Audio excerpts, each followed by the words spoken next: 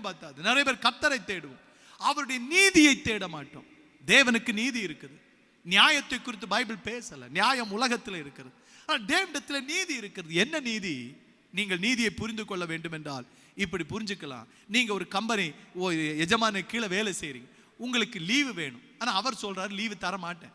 Leave தரமாட்டேன்னு சொல்ற நியாயம் கிடையாது. அவர் தந்திருக்க வேண்டும். லீவு தரல, நீங்க கண்டிப்பா வேலைக்கு வர வேண்டும் அப்படின்னு உங்களை கட்டாயப்படுத்துகிறார். இப்ப அடுத்த நாள் கட்டாயமா வேலைக்கு போறீங்க பாருங்க, அதுதான் நீதி. அவருக்கு கீழே நான் ஒர்க் பண்றேன், என்னமோ அவர் தரல, சரி போயிடுவோம் என்று என்னுடைய நியாயத்தை குறித்து நாம் பேசாம அவருடைய விருப்பத்திற்கு இணங்குவது தான் நீதி. நிறைய நேரத்தில் நமக்கு எல்லாவற்றுக்கும் ஒரு நியாயம் இருக்கும். நான் சரியா தானே செஞ்சேன். இந்த வாலிப டீனேஜ் வந்துச்சுனாலே இந்த இயல்பான எண்ணம் வந்துடும்.